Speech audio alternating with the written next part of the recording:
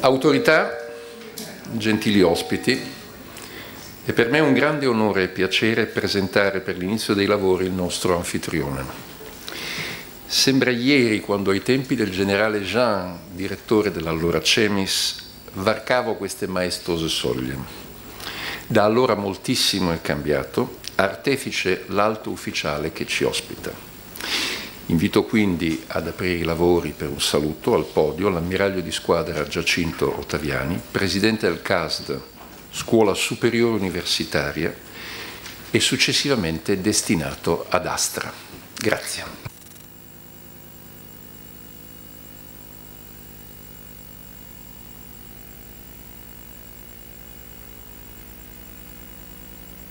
Ladies and gentlemen, good afternoon and welcome here to our Center for Higher Defense Studies, CASD.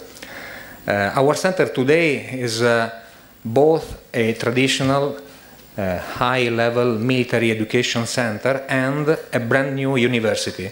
In fact, a few days ago, the Italian Minister of University and Research, along with the Minister of Defense and Minister of Public Administration, signed the final decree which classifies our center as a university. So in this new dual particular role, we are committed to providing high-level courses to both civilian and military leaders from Italy, NATO, and friendly countries. Here at CASD, we train leaders who will hopefully be able to overcome current global challenges. As an education center and as a university, brand new university, we are heavily involved in many European Union and NATO education programs, such as the NATO Defense Education Enhancement Program, aimed at increasing the cooperation between the Alliance and North Africa, and many other EU and NATO courses, strategic courses, to military and civilian people, all courses mainly focused on the concept of common defense and security. Today we have the pleasure and the honor to host this important event, and I welcome you all. And this event was organized by CASD along with the NATO Defense College Foundation on the occasion of NATO's 75th anniversary. This event is mainly meant to analyze some challenges that can affect and threaten the alliance. Therefore, today we will deal with some themes that have strategic relevance, themes that are part of our, as a center, education center, of our DNA, and themes that are daily covered by our professor, and one of these is our lecturer, Professor Daniela Herrera, who is our permanent professor of international relations. Today we will also deal with themes that are of national and NATO interests in terms of common defense and security. Common defense that is increasingly threatened by many external factors, such as countries that make international balances unstable. Now I don't want to take up your valuable time, therefore before leaving the floor to the President, Ambassador Minuto Rizzo, let me take the opportunity to welcome you all again, and thank you for being here, and thank you for your attention.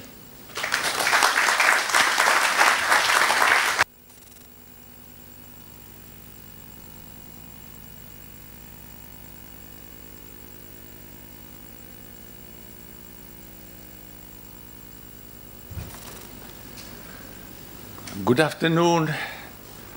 Welcome to this event on a special anniversary and on a future perspective, including a strategy for the South that is very important in an Italian perspective.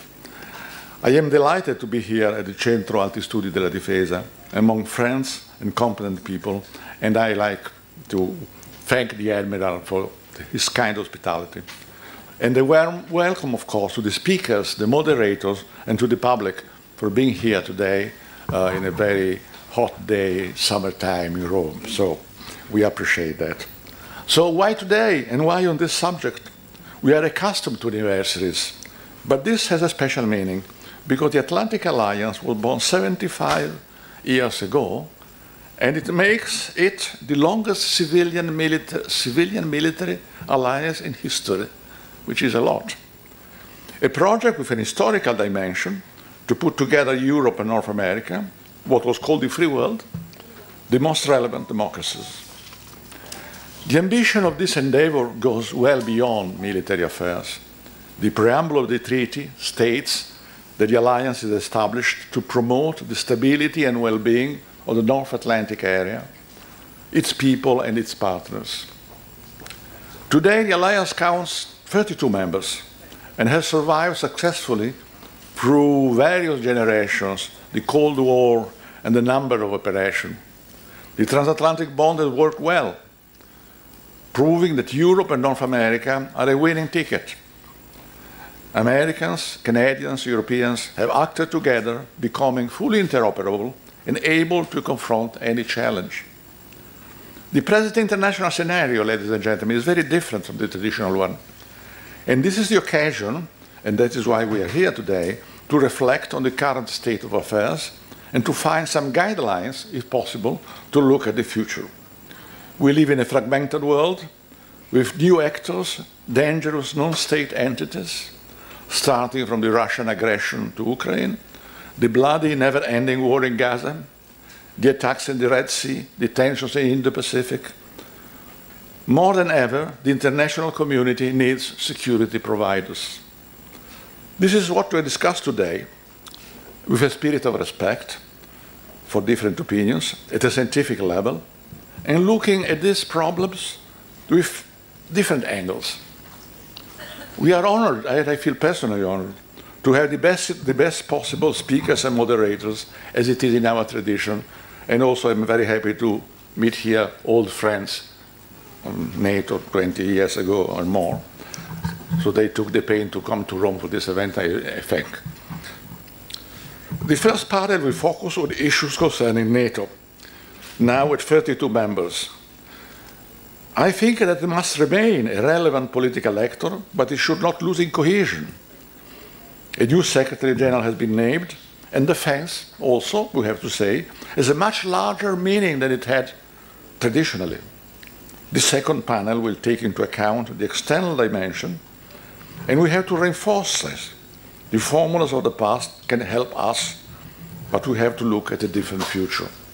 Speaking from Rome, as we are here, I think that North Africa and the Middle East need a special attention, and they are very close to our hearts. 20 years ago, we founded the Mediterranean Dialogue and the Istanbul Cooperation Initiatives, designed as a two-way street and focused on concrete projects. In recent years, this cooperation has lost visibility, and time has come to revisit them. The Council has been tasked to do so, and I hope that the South should be a priority again. Finally, today we'll have two leading defense industries presenting their priorities, and defense industry is more important than ever. I thank again il Centro Alti Studi della Difesa. I mean, for the second time, it's really a pleasure and an honor for me.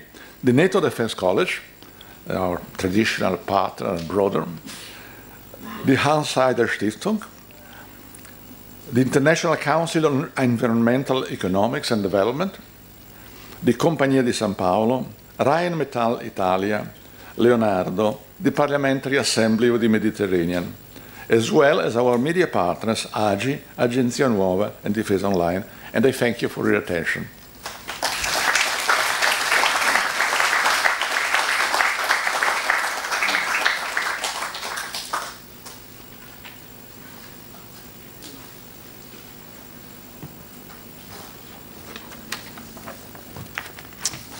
Your Excellencies, colleagues, dear friends, ladies and gentlemen, buongiorno and welcome to this significant celebration of the 75th anniversary of the North Atlantic Treaty Organization. I'm extremely happy to be here and presenting NATO today. Today, we stand together not just as allies, but as steadfast partners who have shared 75 years of strategic cooperation, enduring peace and mutual respect. We gather here to reflect on a journey that began in 1949, when our nations committed to safeguarding the freedom and security of all its members through political and military means. It is a testament to NATO's foundational principles that, despite various challenges, we have thrived and adapted to an ever-changing global landscape. The world has dramatically changed since NATO's inception, and yet the alliance has remained a cornerstone of international stability. Our ability to evolve and respond to new threats has been nothing short of remarkable. From the Cold War era to the challenges of today's global environment, NATO has stood unwavering in its commitment to protect democracy, promote stability, and maintain peace. As we look to the future, let us reaffirm our commitment to strengthen our bonds and continue our cooperation. Together, we will face any challenges that come our way with the same courage and unity that have been hallmarks for our alliance for the past 75 years. As we stand together today, we are not only reflecting on the illustrious past of the North Atlantic Treaty Organization, but also looking forward with anticipation to its dynamic future. As we navigate the complexities of the 21st century, the role of NATO remains indispensable in fostering global stability and peace. In the years to come, NATO will continue to innovate and adapt to the new challenges that face our world. From cyber threats to the effects of climate change, our alliance will expand its capabilities to address and mitigate these risks. The integration of cutting-edge technology and strengthening of cyber defenses will be paramount in maintaining the security of our member nations. Furthermore, the expansion of our partnerships, both within and beyond our current borders, will enhance our collaborative efforts and reinforce our collective defense. Strengthening our ties with global institutions and emerging powers will be crucial in promoting worldwide peace and stability. So, as we prepare for the future, let us recommit to the principles of unity and collective defense, principles that have guided us through past challenges and will light our way through future uncertainties. Together, we will ensure that NATO continues to be a beacon of hope, stability, and security for all its members. Thank you so much to you all for being here today to honor this milestone. Your presence reaffirms the strength of our partnership and the enduring value of NATO in our lives and the lives of future generations. Let us proceed with confidence and determination towards a secure and prosperous future for all our nations. Grazie.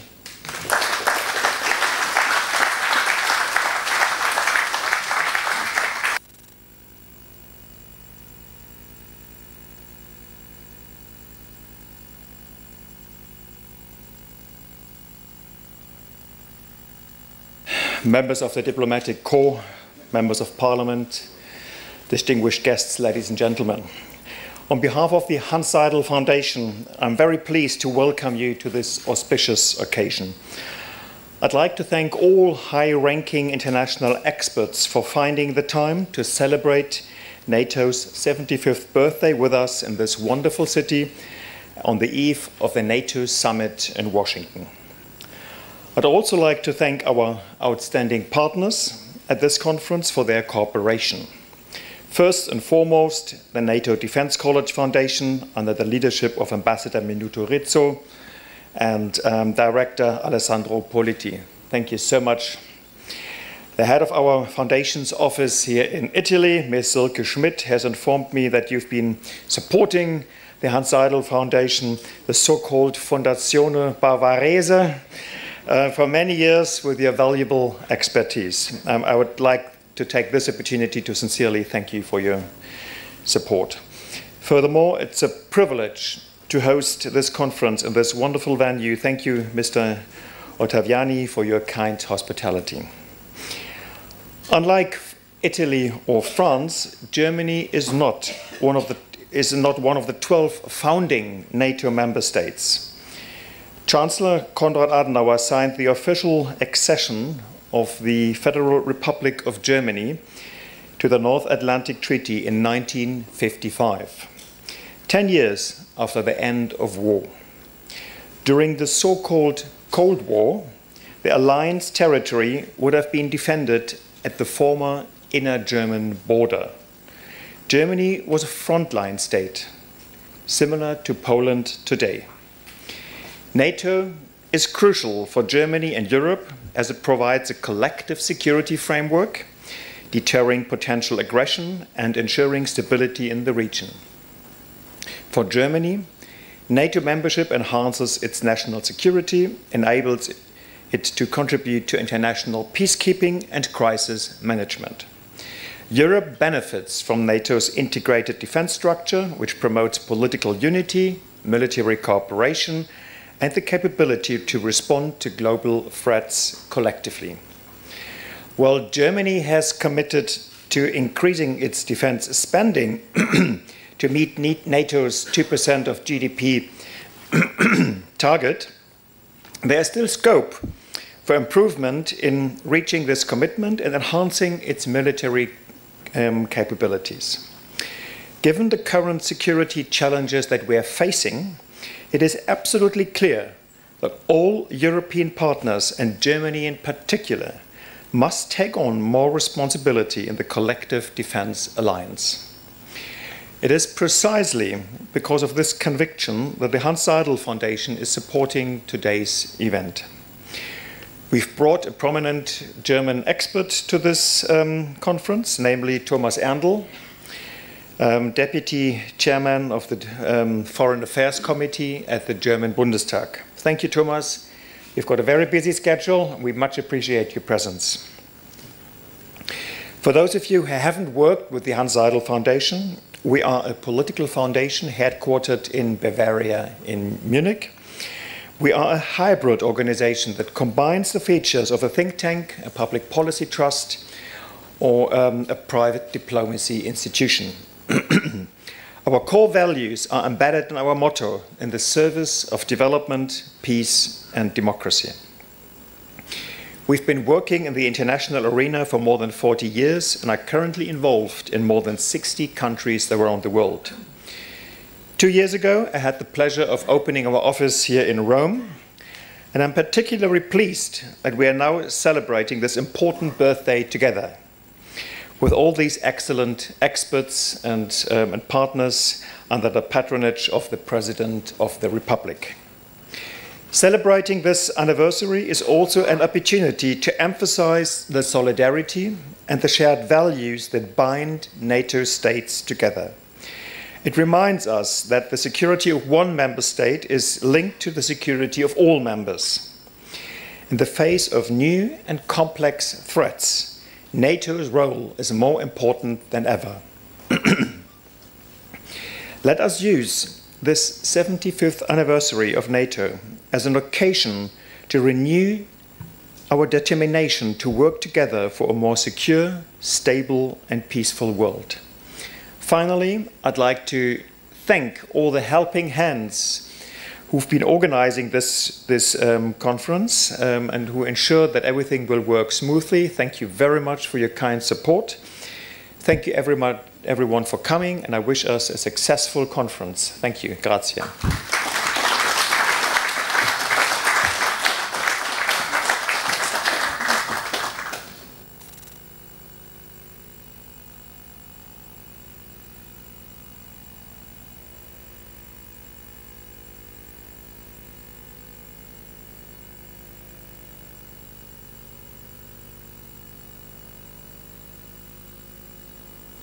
Good afternoon to everybody. First of all, I would like to convey to all of you the greetings of Leonardo Chairman Stefano Pontecorvo, who apologized for not being able to be present in person at this conference because he is now in Washington, D.C., together with the leaders of main defense companies of the NATO countries. I am very honored to represent him here today, also because Leonardo at the time Finmeccanica, is one of the founding members of the NATO Defense College Foundation, which organized this conference. I take this opportunity to thank Alessandro Minutorizzo for his friendship and for the great commitment he has made in favor of the Foundation overall this year, and to greet Alessandro Politi and the whole Foundation staff. Since the end of the Second World War, the defense industry and the Atlantic Alliance have shared the common path to guarantee stability and security to the West and the world. On this journey, they helped each other grow and adapt to the times and new situations that presented themselves on the world stage. The defense industry, thanks to continuous technological developments, has contributed substantially to ensuring the updating of the operational capabilities of the armed force of the alliance member states, making NATO capable of dealing with various and multiple crises that have occurred one after the other over time, thanks to the technological superiority of its military instrument.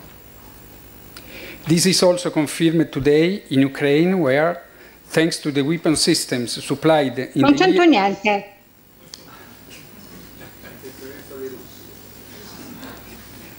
Thanks to the weapon systems supplied in the years following the Russian invasion of Crimea and to a much greater extent after the invasion of February 24, 2022, a much smaller nation managed to resist successfully what was considered the second largest military power in the world.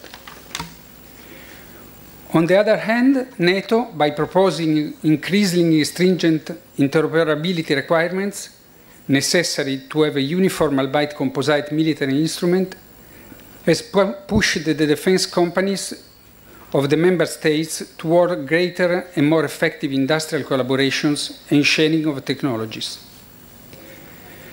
This stimulus has been very useful in encouraging the appropriate level of cooperation in a very competitive context, where private companies rightly seek to acquire advantages in terms of innovative products and market shares.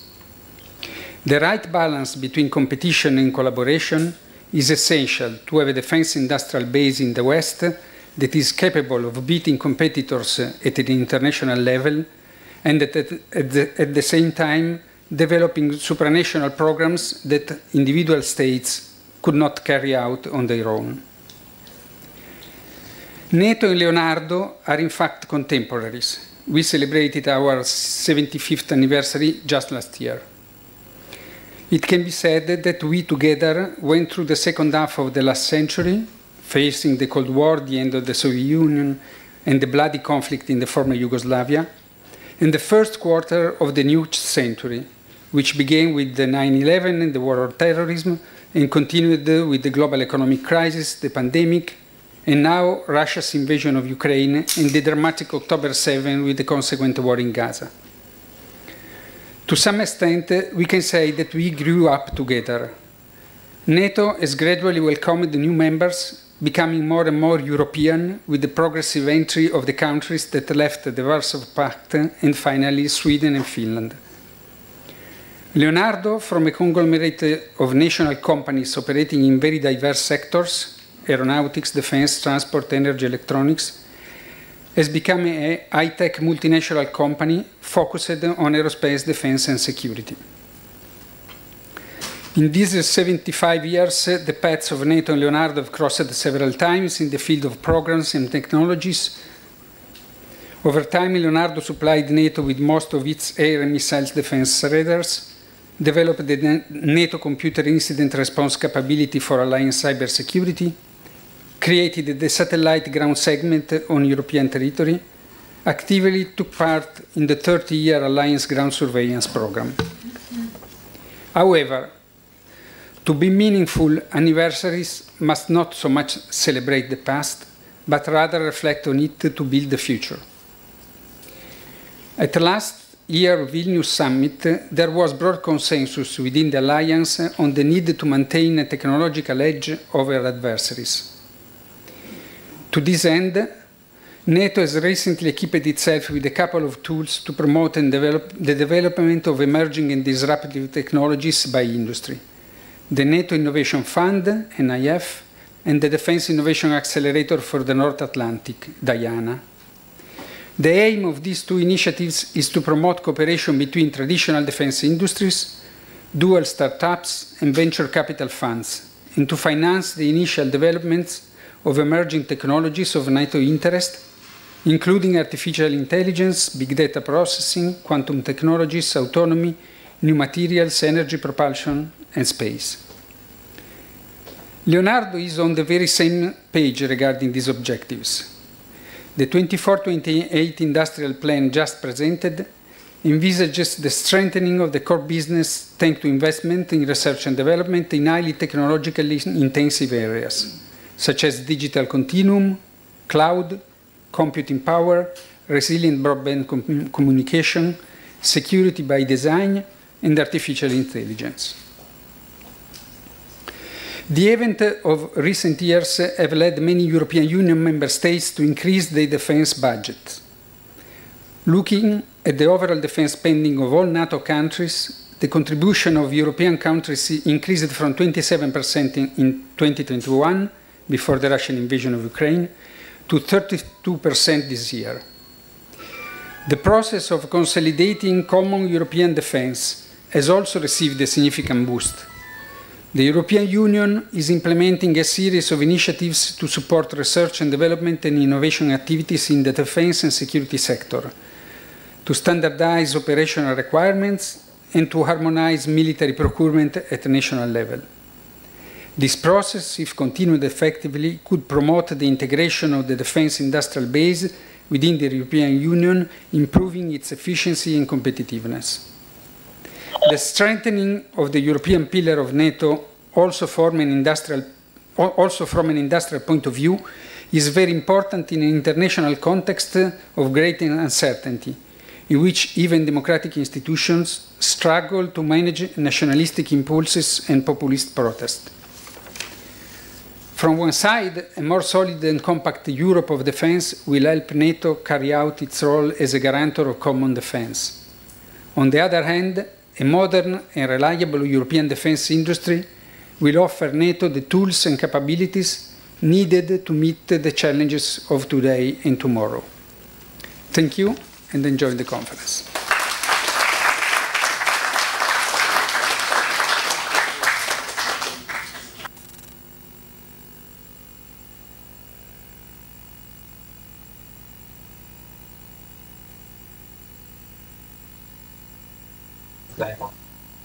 Senti, questo lavoro lo prende calma. Sì.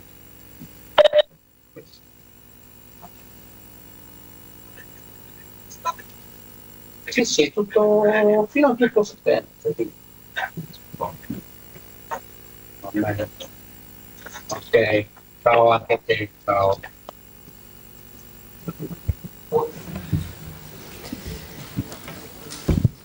Welcome to this first panel, which is dedicated to the political and strategic challenges. My name is Daniela Herrera. I'm a professor of international relations here at CAST, and I'm delighted and honored to have this chance to discuss about this very relevant topic with such distinguished speakers. As you can see from the title of the panel, we are going to discuss the first relevant challenges that NATO is going to face in assessing, in celebrating this anniversary, obviously, but also assessing the relevance of activities made until now and what is expected to do in the near future, as all speakers who have already presented have told. So the world is extremely fragmented, and we are experiencing changes in security at all levels and changes in war and warfare at all levels. And we are also experiencing threats, security threats coming from states, obviously, but also from non-state actors, including violent non-state actors that may be extremely unpredictable. This means that NATO is going to play a relevant role in the future, but also we need events like this and obviously the upcoming Washington summit for discussing on these upcoming threats and also for debating new capabilities and resilience capacities for improving this political role and also political consensus. So I'm going to have the pleasure to discuss these topics with four distinguished speakers that will obviously provide their invaluable contributions. So I'm delighted to introduce the four speakers. So we have Thomas Endel, Deputy Chairman of the Foreign Affairs Committee at Bundestag in Berlin, and Jamie Shia, Professor and Strategy and Security Institute at University of Exeter. And then also we have Amélie Zima, who should be online, connected with us, Head and European and Transatlantic Program, Institut Français des Relations Internationales in Paris. And also we have Vincenzo Camporini, former Italian Defense Chief of Staff and also the Istituto Affari Internazionali here in Rome. It's a pleasure to have you all. And it's a pleasure and a challenge for me to chair this panel because I'm going to start the first round of speeches, and as I was strictly suggested by the organizers, I will have to kindly ask to stay in 7 minutes for the first round, and I will also ask to check your time. So please forgive me if at some point I will check your time, and if you have the last remaining 2 minutes, I will inform you so we have time enough for a broader discussion with the audience. So thank you very much in advance for this, and I immediately give the floor to Thomas Endel. Thank you, Professor Herrera, Excellencies, ladies and gentlemen. Great pleasure to be here and to contribute to this very important event and discussion. NATO is the engine room of our freedom, and therefore it's important that we celebrate what we achieved, but also look forward and think forward what are the challenges ahead and how can we counter them. NATO's founding principle was to counter the threat and aggression from USSR, the communist Europe, the Warsaw Pact, but the end of the Cold War basically demonstrated that this core idea was successful, this core idea was effective. And we saw after end of the Cold War that most Central and Eastern European countries wanted to join NATO, joined NATO, because the Russian imperialism persists, is still a big challenge, or even the biggest challenge. And therefore, the idea of NATO is still up to date. The idea of NATO is still something which we need to spread, and the idea of NATO is still something we need to work on and make sure that it also is perfectly also matched to future challenges. As a matter of time, I'm providing 3 propositions. I think going forward we need leadership, commitment and political will, and we need to send signals of our strengths with no compromise, and that political will, that leadership, the commitment needs to be visible.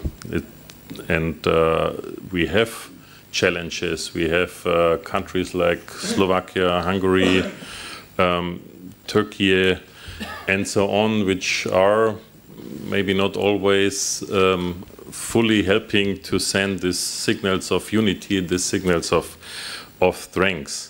So if we have these challenges, it's more important that the largest members are sending these signals, and this is the US, where we have probably a challenge from November onwards. But since I'm from Germany, I also self-critically see that we need to contribute also to this strength proposition. So if our government says, well, we have Zeitenwende, we need to do more, we need to invest more, yes, that's all true, but this is also something which needs to be then visible in real life and real politics. So the words of the government do not always match the actions, even if we went a long way and we achieved a lot already, also considering our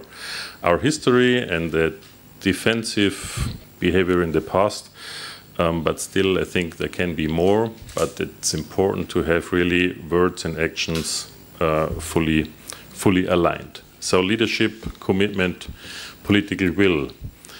Going forward, NATO is not just a question of number of weapons, tanks, etc., but it's also a question on how we transport, how we show this strength, and therefore strategic communication is also key. We need to show our unity within each member state, of course, within the alliance, and within the alliance as a whole. And the internal messaging needs to emphasize that NATO operates as our insurance overall, and that is also requiring investment and further commitment. And that's really important to include in our future setup, that NATO needs also a strong presence in strategic communication within the member states, but also towards our external challenges and enemies. And then proposition 3, going forward, I think Ukraine's NATO membership is essential for our European collective security. There is no way in shaping a deal whatsoever which excludes Ukraine's NATO membership in the end. So I understand the reality is complex, and maybe it's not the time for this summit to provide further signals, but we need to really make sure that the path towards Ukrainian NATO membership is further strengthened, is further built on. Otherwise, we are jeopardizing stability and peace going forward across Europe, and therefore no compromise on that. In the end, all politics is local, but security, our fundamental security, is not a playground for populism, for in the end just doing what people prefer in that moment. Maybe it requires long-term sight, long-term stability, a long-term contribution from all member states, and therefore all really must stand firmly behind the NATO treaty and its values. NATO serves as our security insurance for all our member states, and therefore this is something which we need to also provide to our people. So we discuss now within the experts, we all understand how important NATO is, but do really people in all our member countries understand it? So yes, we in Germany have also regions where probably the people are not that convinced, and we need to explain more. And this is really a challenge going forward, seeing that in many countries we have populist anti-NATO parties are rising and having success at elections, and therefore spreading the ideas, spreading the word also towards the people is really crucial for the future of NATO and the basis really for everything we are doing on the political and on an expert layer. Thank you very much. I hope I met the 5 to 7 minutes. Thank you. Absolutely perfect. Thank you.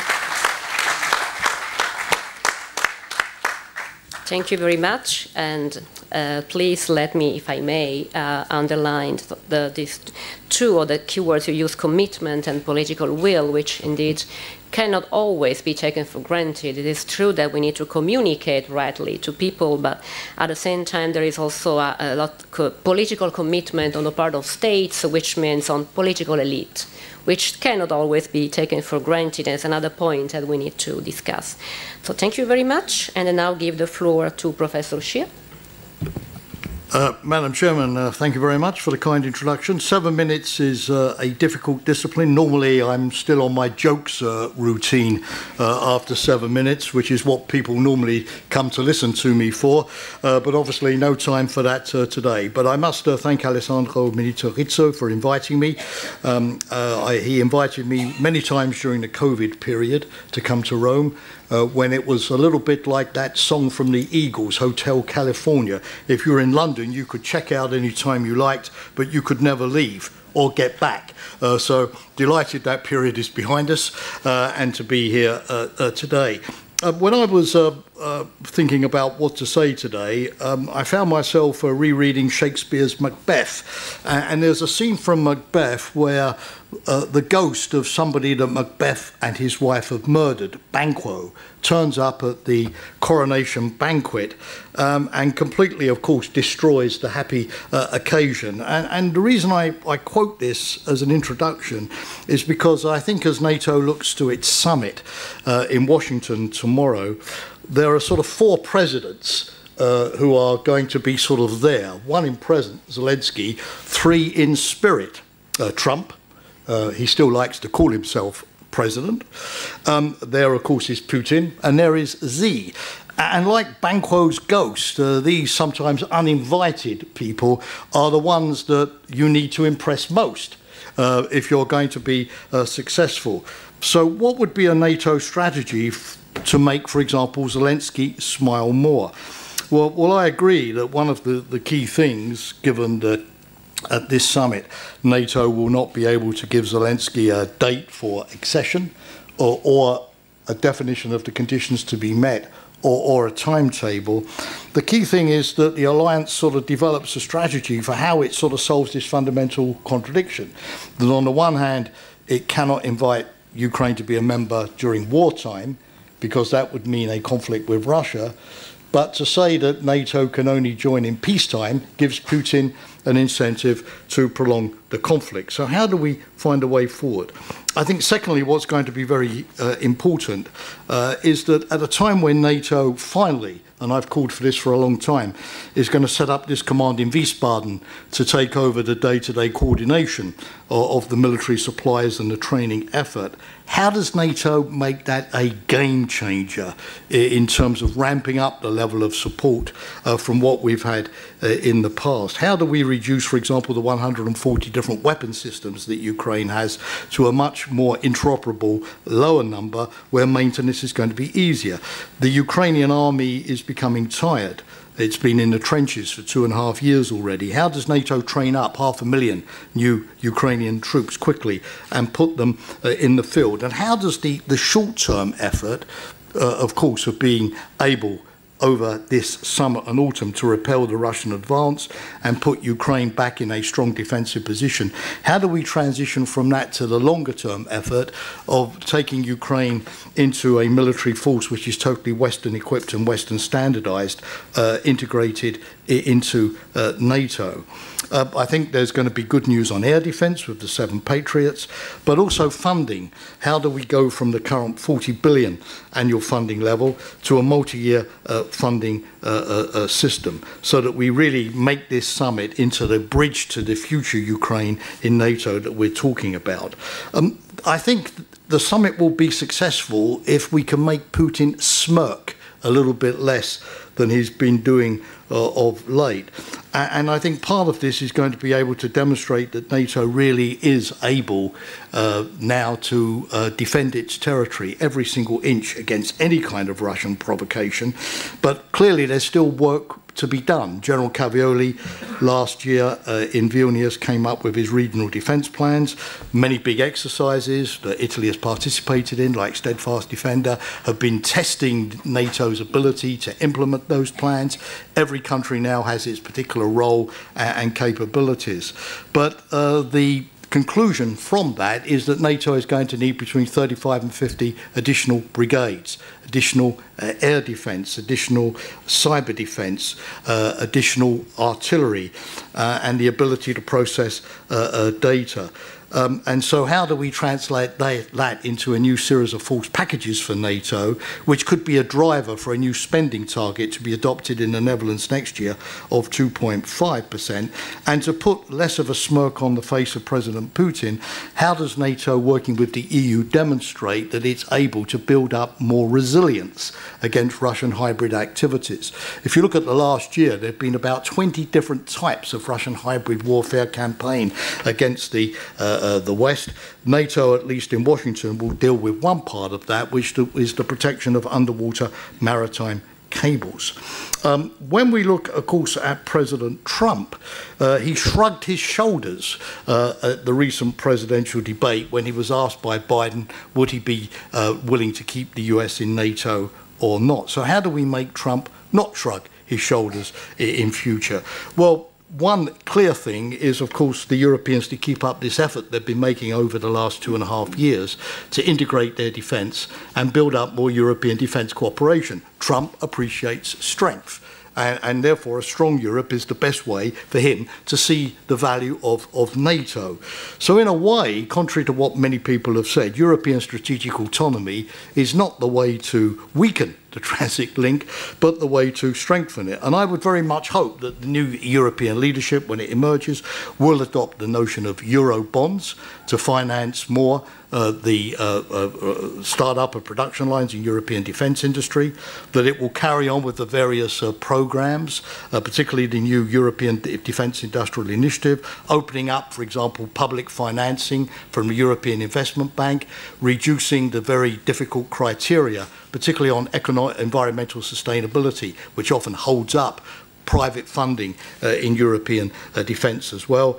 And it will continue to fund the European Peace Facility for assistance to Ukraine. I mean, after all, this can only strengthen NATO, and if the worst ever did happen, at least Europe would not be left defenceless. Finally, President Xi, how to make him look more friendly. Why President Xi? Well, because Putin's war effort in Ukraine is being bankrolled from Asia. Not from Europe, but from Asia.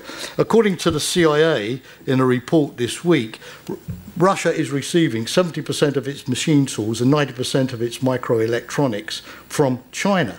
The nitrocellulose for the Russian weapons propellants for its missiles, most of its microelectronics, its microprocessors, and so on. The association between China and Russia is increasingly sustaining Putin's ambitions. We've also now got, of course, the incipient alliance between North Korea and Russia. The 11,000 containers that North Korea has so far sent to Russia total more ammunition than the entirety of what Europe and the United States have provided Ukraine over the last 2 years. This is quite sobering as well. Of course, the leaders of the Asia-Pacific countries, NATO partners, will be in Washington. But how does NATO increasingly link security in Europe with security in Asia in one common strategic picture? So I will end, Madam Chairman, simply by saying that I, as a NATO historian, and somebody like Alessandra, who spent many years working in NATO, would be delighted to celebrate all of the accomplishments of the 75 years up to now, many of which you helped to shape, sir, and I, in my modest way, helped to shape too. But it all means nothing whatsoever The past is only secured by making the success of the future and the next 75 years. And that's where I hope the Washington Summit will take us a step forward. Thank you.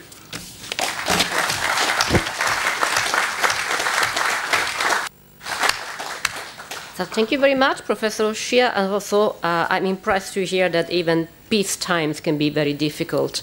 And as a student of international relations, you usually prefer to study war times because it's easier for understanding how alliances can be made, and also bandwagoning is much more easier. But then peace times can be very, very difficult. So now we go to the third speaker, who is Madame Zima, and she should be online. Can you hear Yes. us? Hi. Yes, I can. Hi. Thank you for joining us online. So I give you the floor, unfortunately, even for just 7 minutes only for you as well. Thank you. Thank you, and sorry for not being in Rome with you, but it's quite busy times right now in France. So I've been asked to discuss the question of the European pillar of NATO. And first, I think that we should remember that there was no relationship between NATO and the EU during the Cold War, and that after the end of the Cold War, there was a moment of hesitation for NATO. Should it continue its mission and activity, or should it end all its activities since USSR has collapsed? And in the 90s, a link was institutionalized with the EU, and it was all the more interesting for NATO as it helped NATO in a way to be re-legitimized after the end of the Cold War, because it was to prove that NATO was still a relevant actor on the European security arena, a relevant actor because it can have new partners as important as the EU. At that time, people were talking about European security and defense identity, about combined joint forces, about capacities that were separable but not separate. There were also the Berlin Plus agreement, but really it all comes to barely nothing. And it all comes to barely nothing, mostly also because of the relationship between Cyprus and Turkey. It makes all the relation between NATO and EU very complicated. And on the other hand, if we look at the EU, 25 years after the Helsinki summit, the European defense is largely a failure, and I'm not happy to say that. The European defense is largely a failure because, in fact, the EU has constantly, regularly lowered the level of its ambitions. At Helsinki, we are talking about 60,000 soldiers for every type of mission, including war. And now we're talking about 5,000 soldiers, mainly for capacity building. So the EU regularly lowered the level of its ambition. And also, we can add that the EU, in fact, fails to coordinate and to develop armed forces, but it has taken leading initiative to finance and to develop the European defense industry. And in fact, maybe we should acknowledge that European states do not really want to develop armed forces within the framework of the EU, and that EU member states, in fact, prefer to develop and to cooperate within NATO framework. So maybe it's no use to try for the EU to develop capacities to develop armed forces. Could be done. The Ukraine war has shown that there are many capacity gaps in the European armies. And there is a necessity for the Europeans to work together, and there is a dramatic imbalance between European states. For example, 12 European countries do not have tanks. 14 European countries have no fighter aircraft. So it's necessary, in fact, to have a cooperation to have the necessary capacities. All in all, for tanks, artillery, ships, submarine, Europe as a whole has the capacity. But the problem is for the key enablers, like satellite, like tanker aircraft, like surveillance aircraft. And in Europe, the military expenditure are not that high. For the whole Europe, the military expenditure are just above $300 billion, which is not much compared to the US, which spend $850 billion for defense. And so because European states do not spend so much on defense, there is a necessity to build cooperation.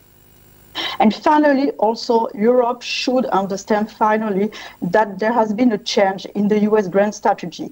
And this change is not new, is not because of Trump, but the US pivot to Asia dates back from the Obama administrations. So 10 years on, the EU should understand that Europe is not the priority for the US and is not the priority since the Obama administration. And for European leaders should understand that and act on consideration.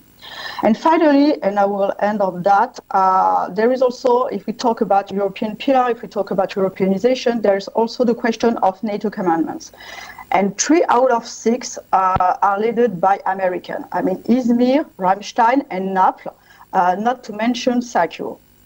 So maybe the Europeanization of NATO should also involve a greater role for Europeans in NATO commands, because also the US cannot ask for the European to do more without giving the European more important function within NATO. And I will end on that. Thank you.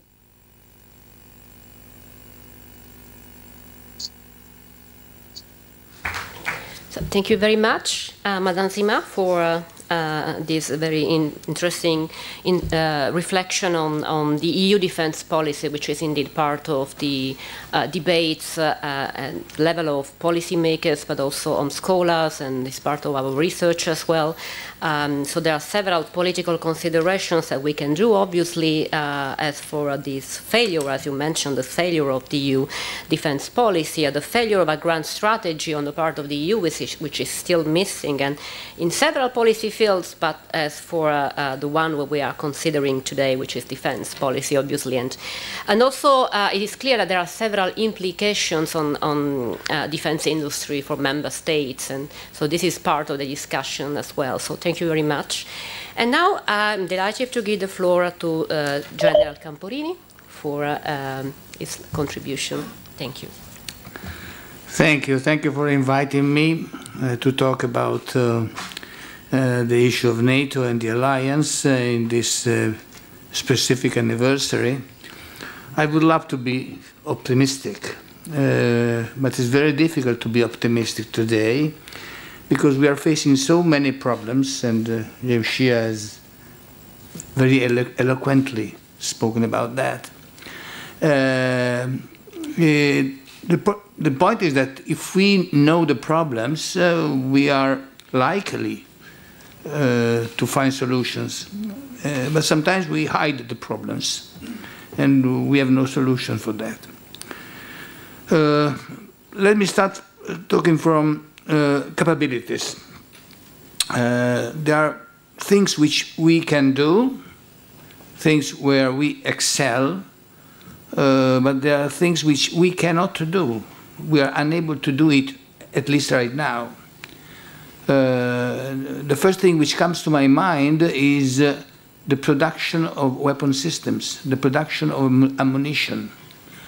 Our industries are not very willing to step up the production of these items, probably because they do not feel that there is enough certainty about the funds available for that. And so they are not investing because they have no certainty about the availability of good economic results from their activities. And in our system, the economic result, the dividend for the stakeholders is the must. So we must do something about that, and it has to do with the problem of funding. The 2% idea, the 2.5, or well, it's something, but it is not the only thing, because it does not matter only how much you spend, but how you spend. And my personal experience has been that we have to improve our quality of spending, which we are not doing enough. And we are not doing enough because there are national priorities, the priorities for which each country supports its own champions, its own industry, with the result that we do not have interoperability.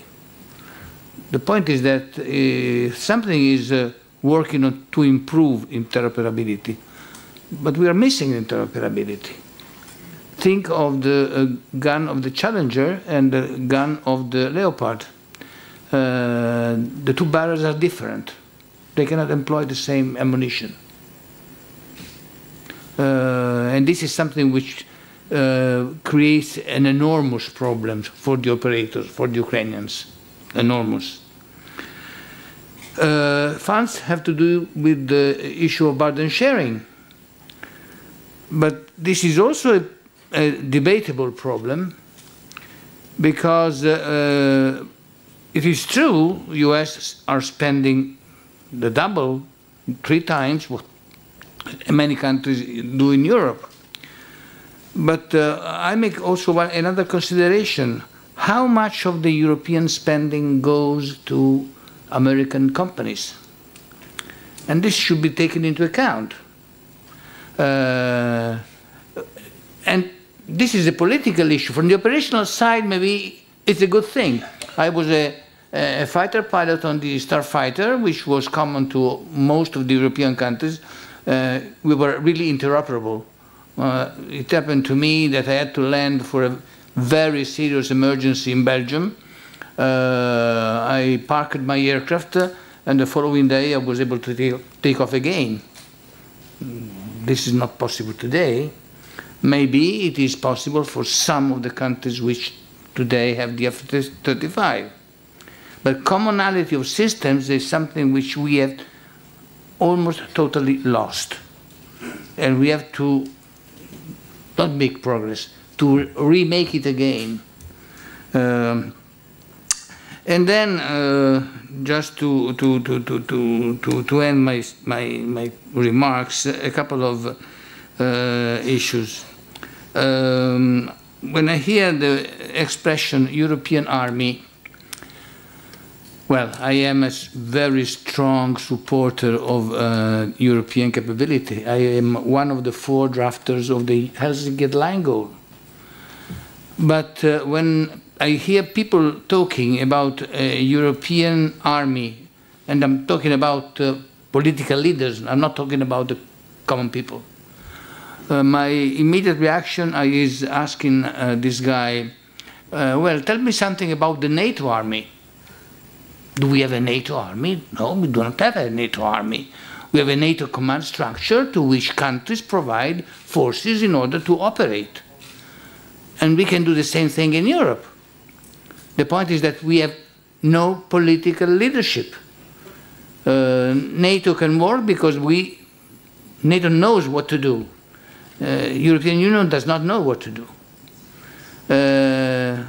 We have an example today, a very small example, symbolic possibly, Operation Artemis in the Red Sea, where after a long debate, the European Union decided we had a problem, a common problem, which could be solved, tackled with European military forces.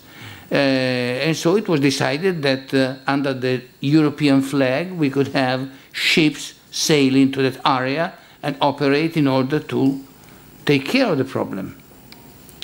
But this is just a very small example, but it is the example to follow. And I think that not very many consider this approach. And finally, let me be very blunt, political cohesion. It has already been said that in these very months, days, we have problems with some of the NATO members. The problem with Hungary cannot be overcome, cannot be overlooked. And I am very surprised that politically nothing happens beyond some statement, while I believe that there are some means to convince the Hungarian leadership that they have to change their attitude. Just an example. In Hungary, we have the air base of Papa, where we have the NATO strategic lift force. Well, we could easily tell the leaders in Budapest that the siting of this base can be changed. I hear nothing about such an approach. No pressure on the countries which put in danger NATO solidarity have ever been taken. And I think that we need a political will to do so. And maybe this is not so much available. Thank you for your attention, and I'm sorry if I gave you a bleak vision. Thank you very much. So you said so many interesting things, and I would not say that they are pessimistic, but as a scholar of international relations, I would say very pragmatic, which can be different but more pleasant. But let me also just underline that you brought the elephant in the room, which is the European army. And so which is obviously something that is always in all events about NATO, in EU defense, but obviously it is something that is very complicated and difficult when it comes to state sovereignty, state defense, national aims and agenda, obviously. So thank you very much. So that now that we have the first round of speeches, that you have heard all your respective speeches, I would like to have the first round of questions. So listening to your speeches, my idea is that we are mainly focusing on three main issues. Let's say that they are very broad, obviously, very big ones. So the first one is the political role that NATO will have in the future. So looking in the medium, long term, let's say, which political role may we expect from NATO, and which changes will be produced in the defense capabilities and defense industries, and also how we may expect relations with partners and also other relevant political actors going globally can be.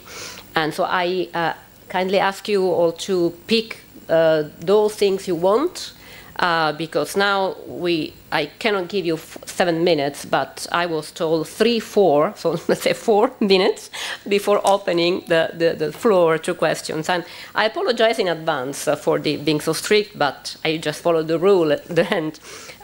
So I would kindly ask you to start with answering, if you can, picking those things that you think that can be more relevant and can be also told in 4 minutes. So would you like to start? Thank you. I can start. Thank you.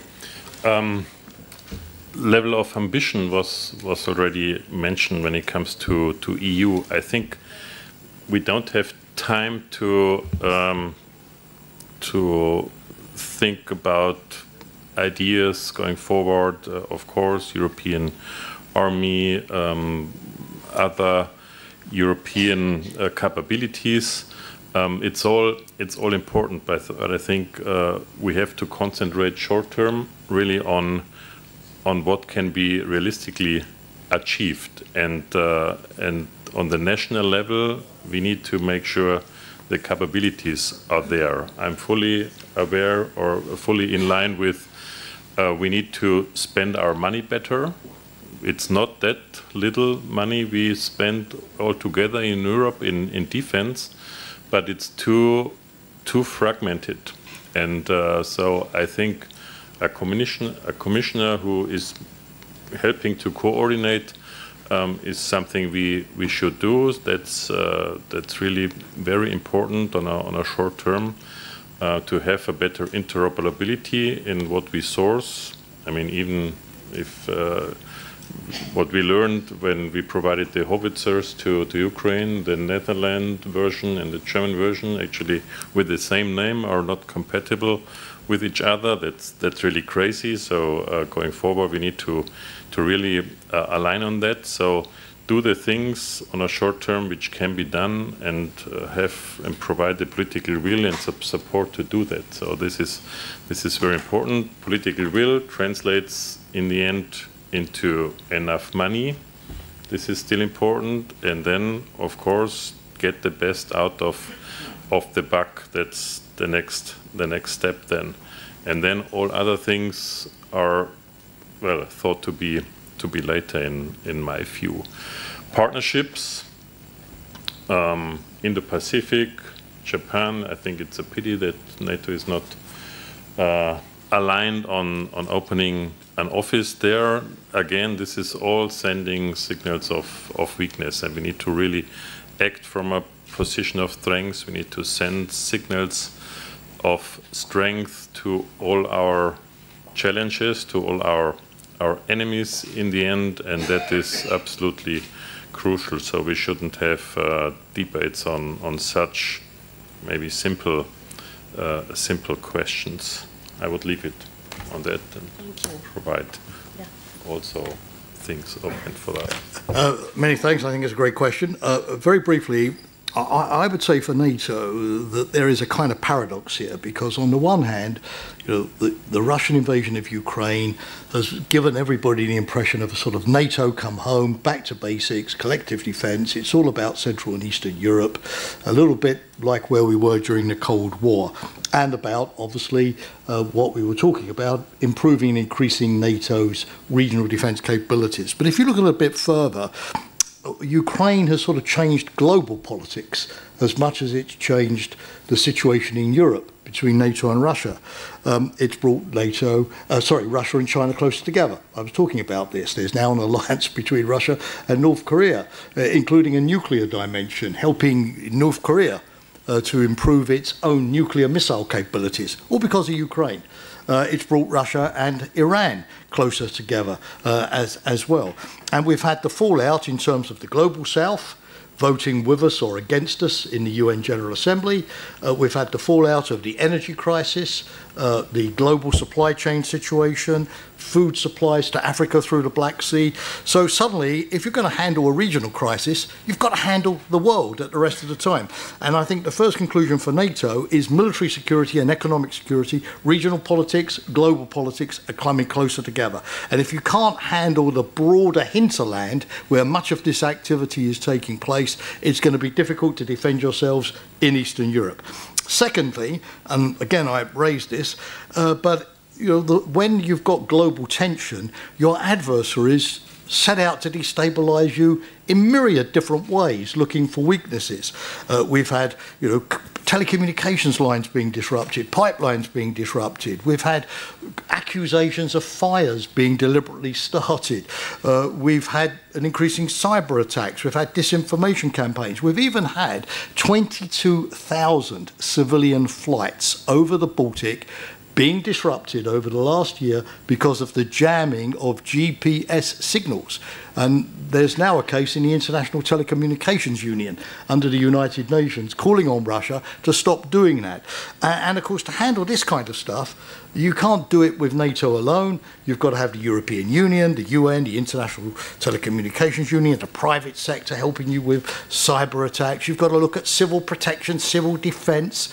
We're building air raid shelters again in many countries in Europe. We're looking at reserve forces to help us deal with AI and cyber attacks. So suddenly you're going global geographically, and you're going horizontal in terms of the engagement of all of the society in security. And I think for NATO, those are two very, very profound challenges that it has to get to grips with, which will define the next 75 years as much as good military defence was the key to success in the previous 75 years. Thank you. Madame Zimmer? Yes, thank you. I think that what the recent events show is that NATO has once again become a relevant organization, and that NATO is considered as the main, if not the only, guarantee of security in Europe. And this is also demonstrated, as it had been said, by the enlargement to Sweden and Finland. But this enlargement also questions the unity of NATO, as two states like Hungary and Turkey have blocked the processes for months, and NATO really could not force them to change their view and their mind. But we must not forget that NATO's action remains limited because NATO is a regional defense organization, and it cannot manage all the problems created by war and by the war in Ukraine. And in fact, the EU is active and necessary for everything else, like refugees, like trade sanctions, like military training, and also the European Peace Facility. So NATO alone, the action of NATO alone is not sufficient, is not enough to deal with the war. And finally, the fact that the war in Ukraine is still going on should make us question the relevance also of NATO going into the Pacific, because can it really afford to do so? For some states, and mainly for Central Eastern European states, NATO cannot afford to do that, and NATO should focus more, should focus on Europe, and should stay really focused on Europe. All right, thank you very much, Mr. General. Well, the role of NATO in the future is, of course, similar to the role in the past. It's just to protect our way of living. But the point is that James Shear said the danger for our way of living has been increasing globally. Till the end of the Cold War, the threat was coming only from the East. Yes, was coming also from the South, but in terms of, I would say, cultural danger. But it was considered to be a secondary problem. Today, we are facing an increasing willingness by how they call it, the global South, to challenge our way of life. And I think that NATO should be aware of that and should not only focus on controlling the efforts by Russia, but they should take some initiative, very strong initiatives, in order to be able to be relevant to the rest of the world.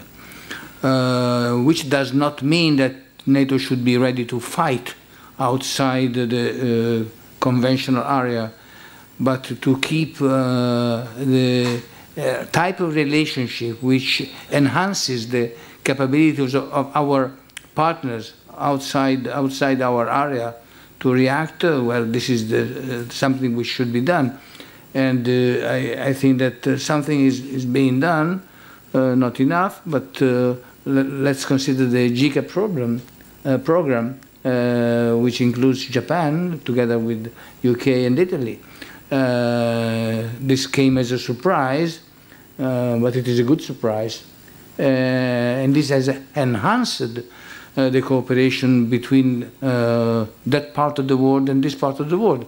Today in Italy, in Sardinia, we have pilot students from Japan being trained together with other friendly countries within NATO and outside NATO. And this should be encouraged for sure.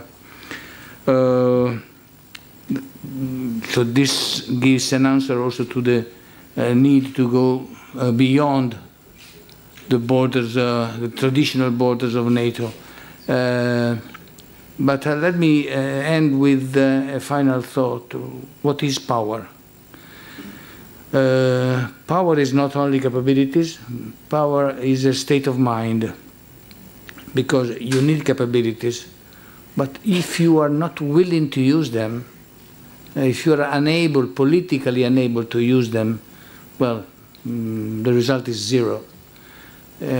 Some political developments in Europe now provide us some feeble hopes that things will improve. What happened in France yesterday was significant, but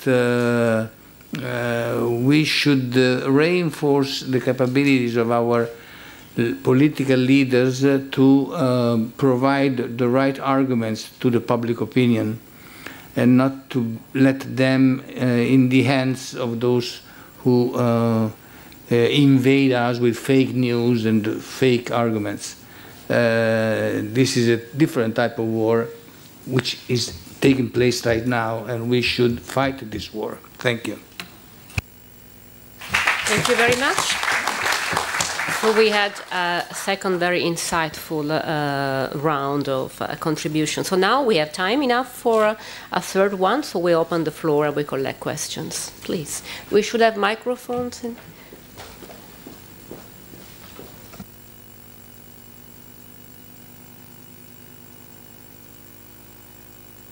Good afternoon. My name is Vesel Mehmedi, Ambassador of North Macedonia here in Rome, Italy. It's an honor and pleasure to be here among such distinguished panelists. I'm pleased to see Jamie here. I saw him in a lecture in Tetovo 20 years ago at Southeastern University. If you remember, I asked the same question at that time when NATO had difficulties engaging or not engaging in Iraq, if you remember.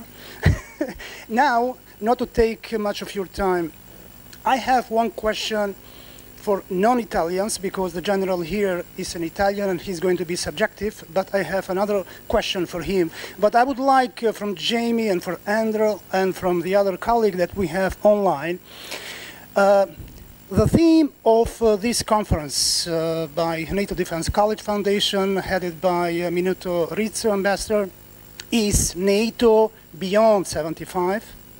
And if we listen carefully what Ambassador said in his introductory speech, that Italy is interested for NATO to be more interested towards the southern flank as much as it is interested for the eastern flank. Lieutenant General Nielsen would say, well, NATO should be more concerned of the north, and so on and so forth. So my question is, what would be the attraction force?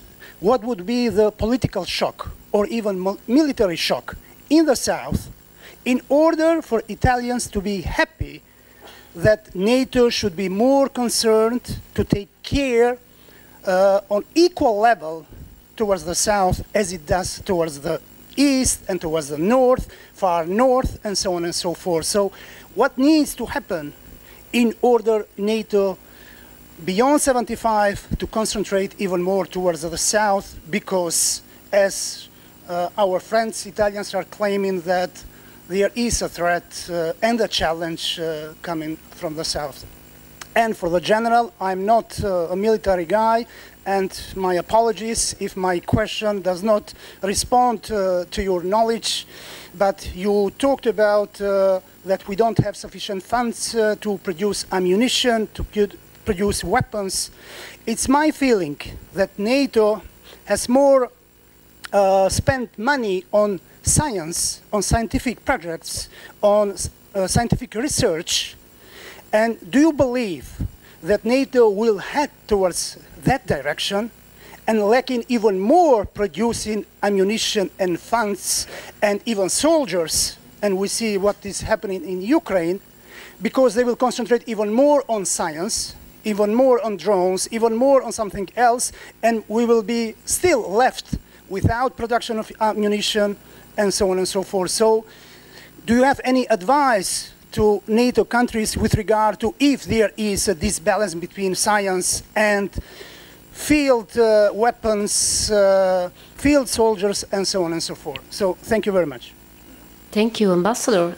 Is there any question that we may collect two more?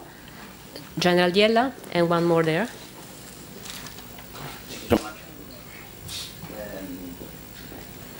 Taking into account my previous experience in NATO, I was in NATO till September last September as a director of cooperative security in international military staff.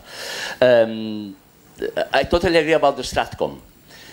Because I remember when I was NATO, I was leading the NATO delegations for the NATO-Japan staff talks. I remember that the first message I sent to the Japanese CHOD, it was about Stratcom, talking about the office in the NATO office in Japan. I believe that, so totally agree what we said about partnership. Thanks to also Professor Herrera talking about this.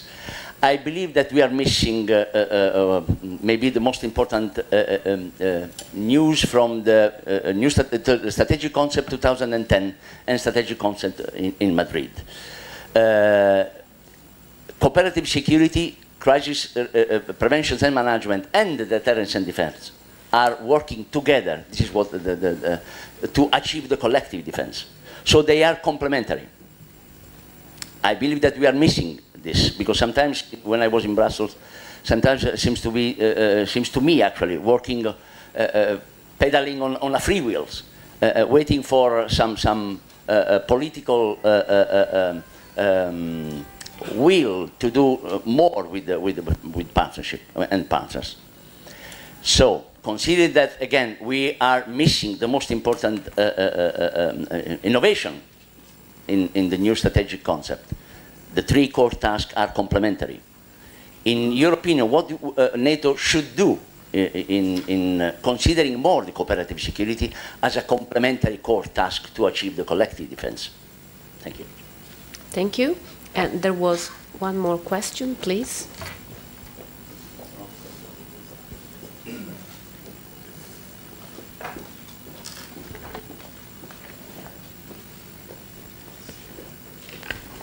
Well, my question, first of all, I'm Rafael Esposito, I'm the honorary chairman of the NIAG Industrial Advisory Group, which is the industrial group that supports NATO with the increasing capabilities. My question is very specific. It's not a general question, but it's very specific. It has to do with Germany. When Mr. Scholz decided to allocate $100 billion to defense, we were a little bit disappointed how Germany decided to spend the first batch of money.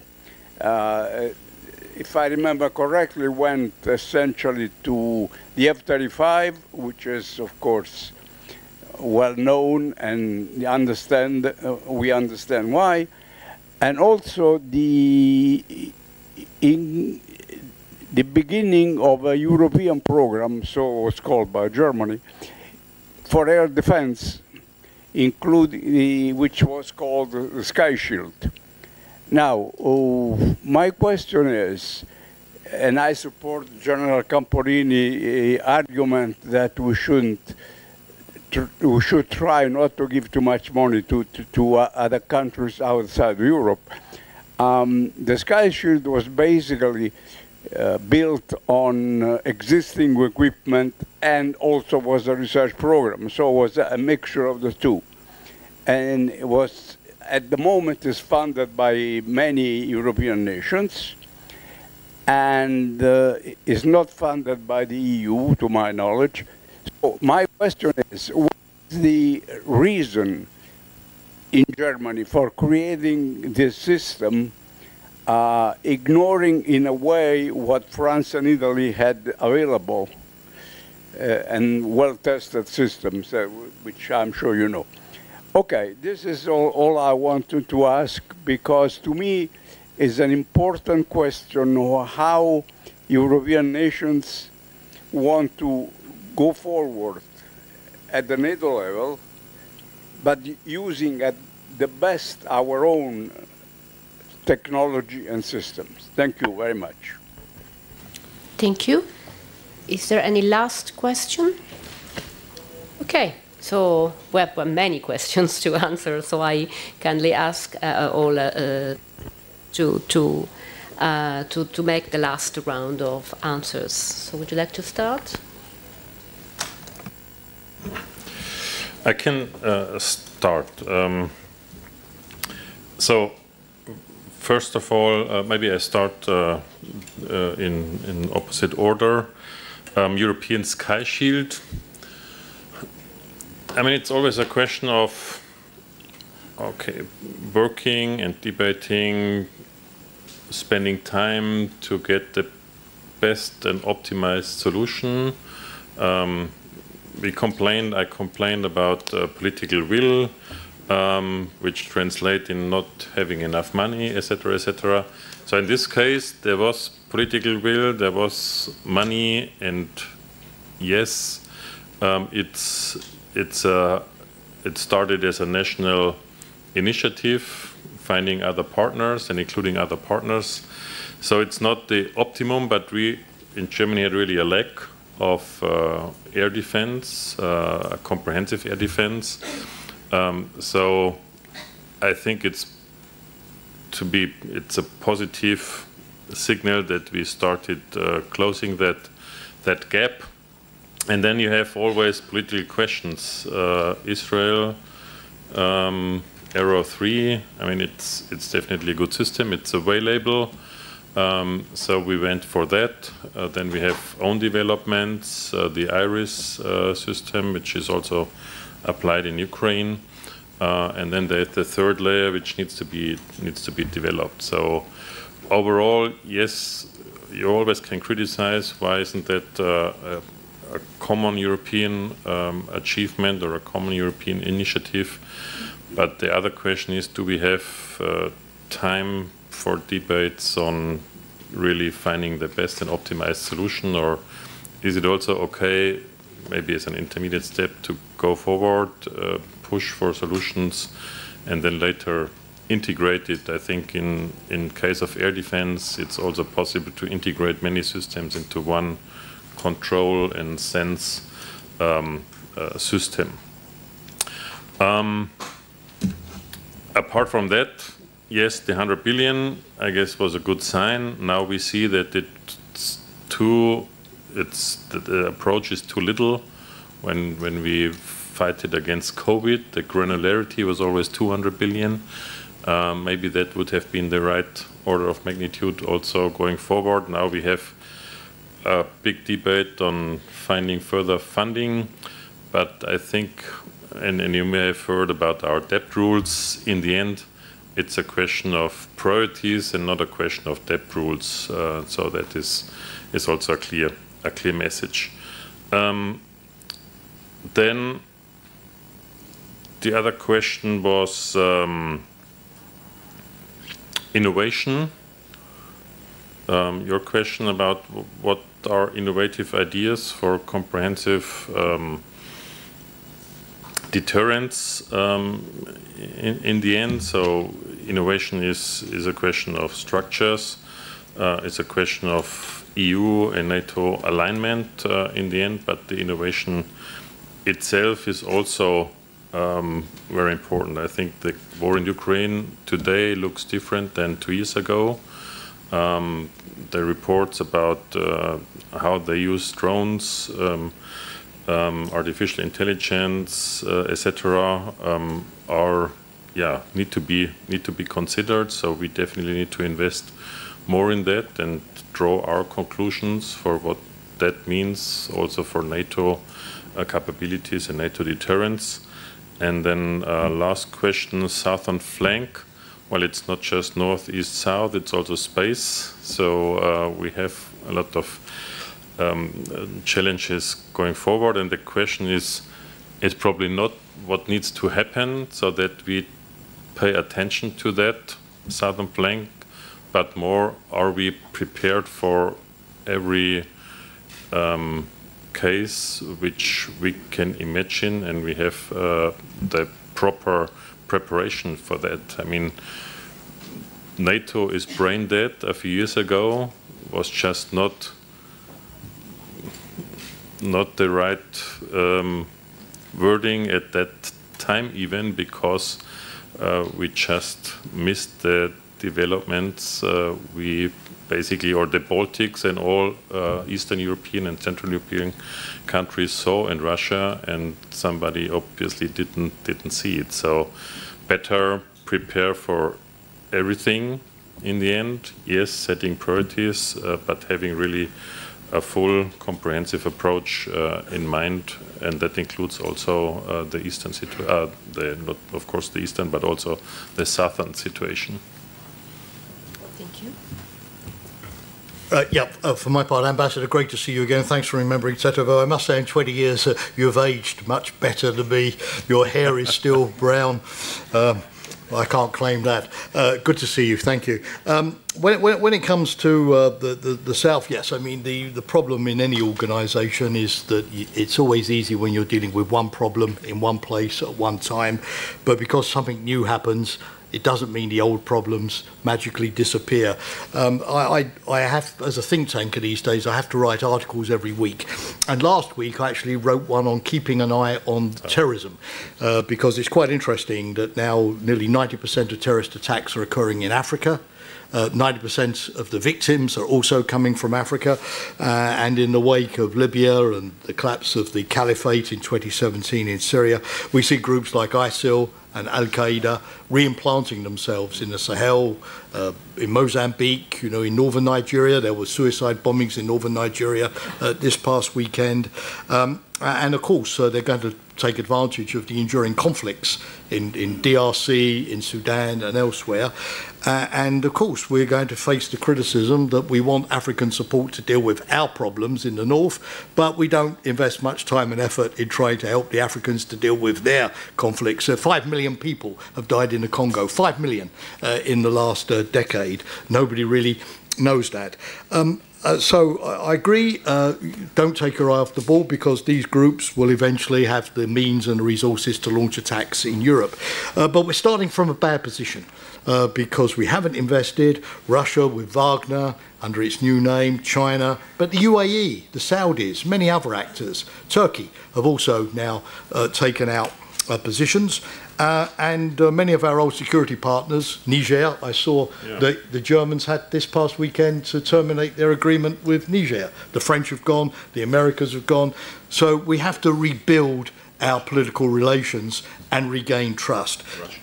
How are we going to do it? Two things. First of all, we need people like Alessandro, because when Alessandro was Deputy Secretary General of NATO, he had the position diplomatically, but the interest to develop and build those relations. Now we don't have a Deputy Secretary General that comes from the south. I'm not saying that the person who comes from Romania isn't a great person. In fact, Mircea Genoa is a good friend of mine. But you see what I mean? You need leadership to rebuild those relations. Frankly, they were damaged after Libya, after the NATO intervention in Libya, and rebuild that trust. Secondly, three things. We need to learn the lessons of Afghanistan. We tried, cooperative security and defence capacity building for 20 years in Afghanistan, and literally billions, if not trillions of dollars were invested in it, only to end where we ended 3 years ago. So how can we, if we have to do it again, do it better in a more sustainable way that doesn't end in tears? And I think that requires a bit of study. And the third thing I'd say is we can't just go in offering security, which doesn't really work any longer. I've been struck when people like Tony Blinken, the US Secretary of State, have been there, because everybody now is rediscovering Africa and the need to rebuild relations. When he goes, he doesn't just talk about military programs, he talks about schools, he takes the private sector with him. The latest thing is the American investment in this rail corridor across Africa. To open up corridors, because African countries trade more with us individually than they trade with each other. So it's got to be embedded in a wider narrative that, it's not just what you guys can do for us, it's what we're willing to do for you. So we need to think about it, but I completely agree. If NATO wants to be 360 degrees, it needs to think very much about how it can rebuild a viable strategy vis-a-vis Africa. And in any mature organisation, the ability, as Linda Johnson said, to walk and chew gum at the same time, to be able to do more than one particular problem is going to be the key to success. So thank you for the question, which I also tie into the General's question as well. Thank you. Madame Sima? I hope you will have the chance to listen to all questions. Maybe, yeah, maybe she has left. Okay, well, Generale? It's very late. I will limit my answer to your question, Ambassador. We need both. We need technology and numbers. We have been victims of the technology illusions several times in our history. I recall when air-to-air missiles were invented. We gave up the idea of having a gun on the fighters. It was a disaster. We need both. And today we have technology, and I think that the superiority of our weapon systems is undoubtable. We have the evidence in Ukraine. But we need the numbers, because war is being fought also as it was fought years ago, decades ago. And there was some journalist who made an observation today: the British Army can be included in the Wembley playing field. That's all. 70,000 soldiers is not enough, and we need for sure to raise the numbers. And I am absolutely convinced that this cannot be done with the draft system, because we need operators capable of employing technology at the best, and this requires training, training and training. That's my answer. Thank you. And just to inform you that Amelisima has to leave the meeting, and she sends apologies for that. So yeah, we have almost on time, so 3 more minutes, but I think that the audience will forgive us for these 3 more minutes that we have spent in discussing a wonderful panel. So I would like to thank all our distinguished speakers for their contributions and for making this panel so inspiring. So thank you very much, and we go on with the event.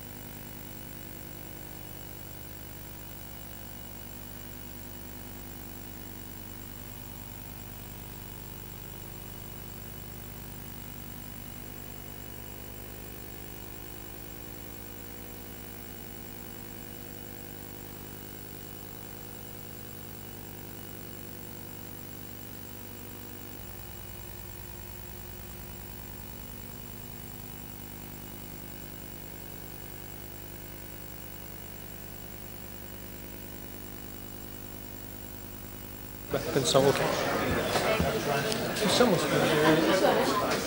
Puoi spingere un attimo? Allora vediamo, aspetti.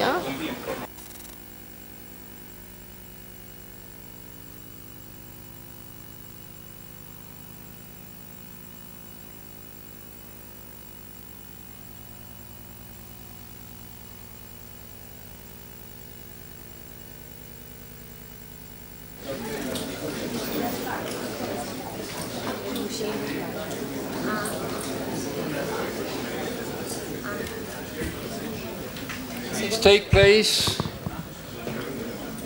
Take your place, please. The time is not finished, please.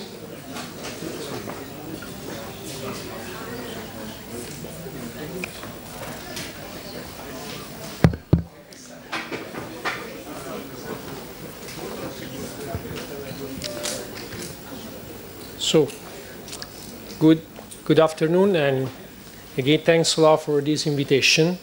And being in mid-afternoon, I've been asked to stay, to bring the vibe a little bit up. So I would try to, I would say, introduce something different and bring something which is, in my opinion, different, because, of course, I bring here the point of view of industry that, of course, in this specific time, I've been, I would say, shaped by NATO policy and posture, and, of course, have been shaped by current situation. Doesn't work, or where to point to?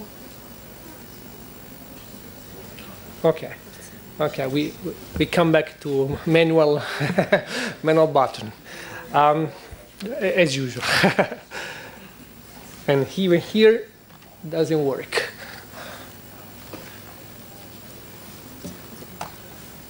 No. Okay. Okay. Click. Okay. In our opinion, there are three big tickets that now are completing, I would say, before reshaping the way that industry now has to look to the current situation. I would say the first one is, of course, the business model. So the industry now are changing to, I would say, support a different situation. Second point is technology. Technology is driven, I would say, the war is driven the way, as I would say, armies are looking to the future, and of course are becoming, I would say, extremely fundamental in the current strategies. Third point, and culture, and I would bring to you today some example that, in my opinion, can be very interesting for your, I would say, for this audience. First business, I mean, first ticket. The problem of industry, I mean, we have also a former Minister of Defense, at least in Italy, that was finding the market, I mean, grabbing the demand. Middle East was, of course, one of an interesting country, region to develop, I would say, defense industry. Today, the issue is completely different. The demand is there, market is there. How to respond to, I would say, the right supply, the right proposal to support the current situation. Second point, delivery. I mean, the people familiar with the defense industry, the average delivery time in defense industry were, I would say, going from 24 months to 50 months for submarine, more or less. That was a standard delivery time. Now is days, months. That is what is in the current contract. And can you imagine the consequence or how to I would say, reshape your business model to respond to such, I would say, new requirement? Third point, supplier to partners, of course, is impossible to, I would say, to not consider your supply eligible to become your partner if you want to respond to such, I would say, new requirement. ROCE, maybe few people know ROCE. For the listed company, ROCE is return on capital employed. To have a good, and any analyst, financial analyst, look this number if you are in the stock exchange. ROCE means reducing the inventory, reducing the stock. But if you want to respond to a short time, you need to have the stock and inventory. So it's completely different from the way that the market has looked at you, and now what is the main drivers that are shaping the way as you have to run the business now. Of course, we are no more in peacetime, but for some procedure, we are in the wartime, and I will show you later. First of all, our industry now are in the middle of a change. This is the capital market, how the capital market are looking at the defense industry. Look at what happens in the last, I would say, 2 years. Of course, I bring it here because Rheinmetall is the company that won the most, but there wasn't the meaning. But look at what's happening to the capital market, and what does it mean? You have new investors, you have new stakeholders, you have new, I would say, targets. And this is, of course, is something that you need to take into your consideration to run the business.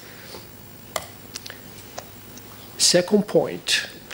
You know that Rheinmetall is one of the companies that is supported the most Ukraine situation. And what happens if a system, I would say, have a failure now in the Ukraine. For the current, I would say, salary contract, is not possible to send civil personnel in Ukraine. So now we are, and all the industry now are trying to procure some space in Poland to create some logistics center to support, as a proximity, a logistics center, the operation in Ukraine from industry point of view. What does it mean from, I would say, what you can imagine the impact at, I would say, at the industry level. Recreate a new space. Of course, Poland is becoming extremely important and centric and central in this new kind of operation that was completely different from what was seen before. This is completely new, at least for Italy. What happens if you send an armament in a battlefield? In a battlefield can be used chemical agents. And if you have a system operating in a chemical agent environment, when it's come back to, I would say, the factory to be repaired, you need to take care of a new procedure. So any industry now really, for example, are changing the health and safety procedure, are changing the what we call organismo di vigilanza, which is a supervisory board in the company that is chairing such, I would say, topics in the company. We are changing the governance of the company only because, at least in Italy, it never happened to send armament in a real battlefield. And again, for example, and now of course I bring in an Italian experience. In Italy, there are few persons, few companies that are detector to detect chemical or nuclear reactivity. So now it's becoming a kind of bottleneck to secure our operator to be safe when they maintain such armaments. Delivery time. I will just bring an example, a video. For example, the current air defense system in Ukraine are provided by us. In addition to the long range, the short medium range are provided by us. And usually we were expecting a contract for 24, 36 months. Now it was 12 months. And what happens during these 12 months?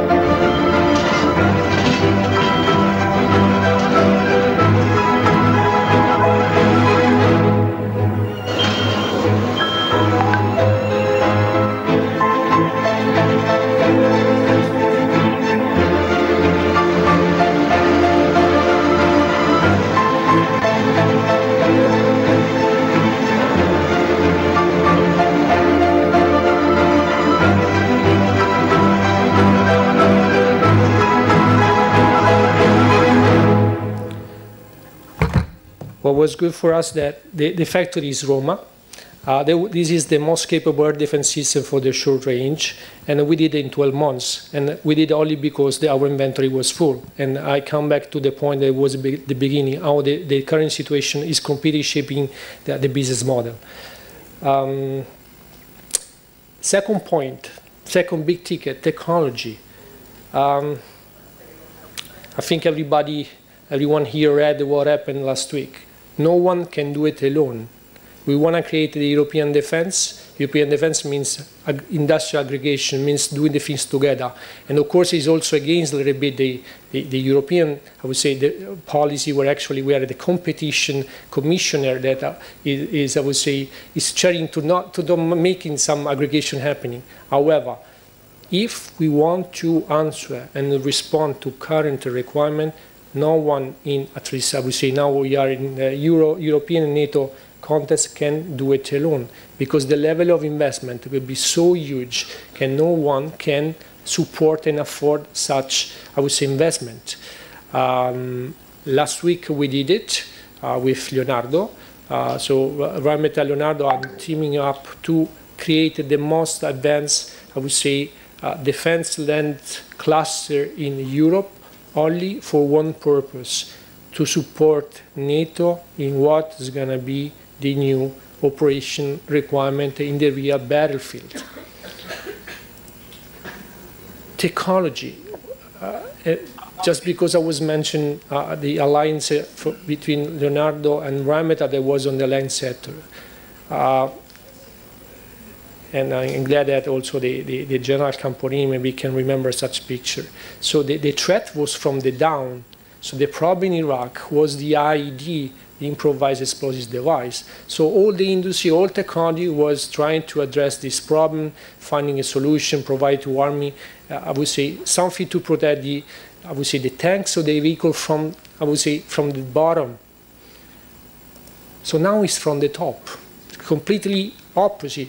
So, and nobody in Europe was ready. So the famous counter drones, the famous, I would say, technology to detect small things flying low and slow.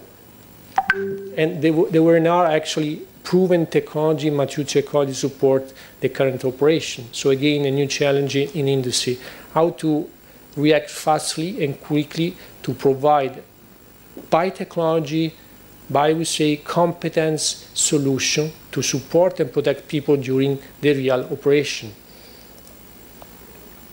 Ticket number 3, and just to play a joke with you. Does anyone know who is this lady? Marilyn Monroe, exactly. Do you know what she's doing? She's assembling drones. Culture. Marilyn Monroe was a worker in a drone industry during the Second World War. She was a worker. But at that time, we have the same time that we are currently, because the general access to a presentation by booth, so the general knows very well. She has some tips, heads up. The problem, it was 1942, US was already entering into the Second World War, and even at the time, the problem of public opinion was how to, I would say, convince the people that there was the right expenditure in defense. So they tasked the photographer of the army to go in the factory of the drones. It was a military drones. Of course, they took a picture of a nice lady. This nice lady went into the annual calendar of the army, and after a few weeks, passed from $20 per week to, I don't know, to $2 million per week. So, I mean, I come back to the point of culture. And how the culture now is completely shaping, of course, the defense budget, I would say, issue. And again, the former Minister of Defense know very well the 2%, I would say, topic. But we also have people, we have some interview in the company that people now say, do we go on war if I join the company? That, of course, from a certain point of view, is crazy because, of course, it's not a case. However, it is important to shape now a certain, I would say, sensitivity or certain, I would say, attention to what are the current times. The most trending Italian words in 2022. So people on Google click, so these are official statistics from Google. So people in 2022, in terms of word, I left in Italian just to maintain the original, I will just translate. The words are Ukraine, of course, Elizabeth Queen, because died exactly in 2022. It was Russian and Ukraine. And at the question why in Google, say why Russians want to invade Ukraine. So people in Italy, so I'm going to say, brought attention exactly on these specific topics. What was in 2023? What is Hamas? Abdominal diastasis, I don't know why, so a lot of births will be in Italy in 2023. We nobody know. Kibbutz. And why is the war into Gaza? And at any time that there is people click this word or write this word in Google, what happens? Air defense, Patriot, SAMT, Skynex, war, strategy, geopolitics, military, and blah, blah, blah. So nobody, I mean, say without certain tools, certain comprehension tools to really understand what's happening today, people shape the wrong attitude or got the wrong information and got the wrong idea. So and now just to sum up my speech today, it's clear that we say business model, I would say big ticket, technology as a second big ticket, and culture, third big ticket, are completely reshaping our industry. And this is the time where actually an alliance between state, industry, military and industry, politics and industry are, I would say, absolutely required to really orient the, I would say, the people on the right direction. Thanks a lot.